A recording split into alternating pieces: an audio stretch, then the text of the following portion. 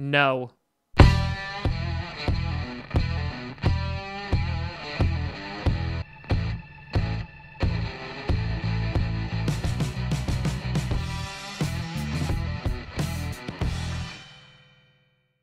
Grossi Posse Packer Nation, welcome to an episode of Packcast, the podcast where you don't have to be a Packers fan, but it sure does help. I'm your host, Tom Grossi, and today we are going to be taking a look at another pass rusher that maybe we'll pick up at 12, but I'm going to make the argument, no.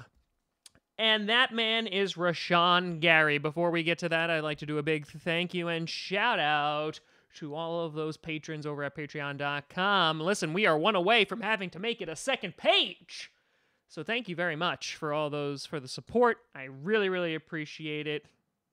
Thank you. Check out patreon.com/TomGrossiComedy for some cool rewards if you would like to support me. Now, let's talk about Rashan Gary. Now, obviously, earlier this week, we took a look at another pass rusher at Montez Sweat, and a lot of you were saying, Tom, I don't even know if I want this kind of pass rusher at number 12, because considering we already got those free agents, and I agree with that. That's why when we did our top 5 list, you know, pass rusher was like hitting there at like number 5, number 6, because while I still believe that you can't have enough good pass rushers, at the same time, is it really like the targeted position you want right now? Is it the position of need? But tried and true to Packers draft format is drafting the best player available. And that's where we get to Rashan Gary, who has been moving up the ranks over in the mock drafts at 6'4", 277 pounds, right? He's defensive end. He could play outside linebacker. Combine, had a great combine, ran a 4.58, 26 reps, did a 7.26 on the 3-cone. And the things that stand out to me the most is the force in which he explodes off that line. He is super quick off that line, and he is a complete and total bull rusher. I would even argue that there really isn't a technique with Gary. He's literally like, I'm bigger than you. I'm going to run you over. And listen, like, that, I mean, that's pretty badass. Like, that looks really cool. Like, I'm not gonna lie, like, looking at some of this tape, like, how he literally just barrels over offensive tackles is pretty awesome. And you look at his stats, 2017, played 13 games, 25 solo tackles, 11 and a half of those for a loss, 5.5 sacks, and then in 2018, played 9 games, 20 solo tackles, 6.5 for a loss, and then 3.5 sacks. So he usually lines up super wide as a defensive end, and again is able to use his speed to get to the ball carrier. Now, the thing that stood out to me besides just his ability to run people over was the lack of production in his stats. Because if you want to just take a quick look at Montez Sweat, in 2 years, he has tallied 22.5 sacks. But meanwhile, if you take a look at Rashan Gary, the guy has gotten a total of 9.5 sacks over 3 years. Now, obviously, you know, the 12 games in 2016, first year, what have you. But that's a bit concerning. Considering his measurables, how big he is, how strong he is, you would think that he'd be putting up better numbers. Which then I dove into the tape and I said, well, why aren't those numbers better? And this is what I saw over and over and over and over again.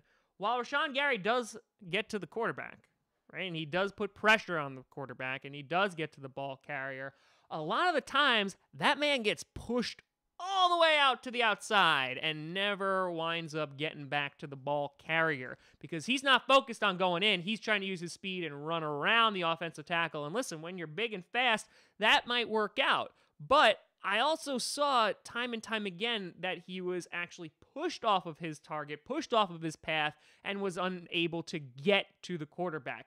And that, I think, is what my biggest issue with Rashan Gary is. The fact that he is so, I don't want to say easily, but easily pushed out of the way. Considering how big and fast and strong he is, I'm like looking at these numbers and I'm like, these just don't make sense with these measurables and everything like that and how amazing he looks at that exploding off the line and all that great stuff. How come he doesn't have more productivity? Well, this is why, at least in my opinion. And so when I see him getting drafted in the top 10 and I see him actually going above Montez Sweat, I'm not going to lie, and this might not be a popular opinion, I don't get it.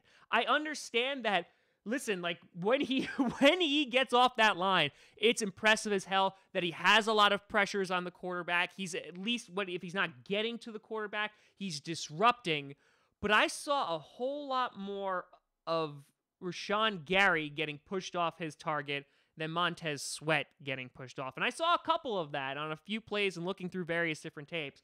But Rashan Gary, the reason that I'm going to say a hard pass, and again, I might say a pass for just about any pass rusher, agreeing with a lot of you, saying that unless he's almost like a guaranteed guy or there's no one else on the board that we could think about drafting at 12, if I had to choose between Sweat and Gary, I'm going Sweat, and that's just my personal opinion based on the tape of what I've seen and the real lack of production, which I was surprised about. Yeah, that ain't it, Chief. And again, also the fact that he's been lining up in the dirt as a defensive end, forcing him to stand up as an outside linebacker. I don't know if he's going to be able to make that transition really well. So that's going to be a no for me, dog. But let me know what you think down in the comments below. Am I just losing my mind? Which is very, very possible. But let me know. You can always find me at TomGrossiComedy.com, TomGrossiComedy, at TomGrossiComedy on all the social medias you see down below, including Patreon.com/TomGrossiComedy.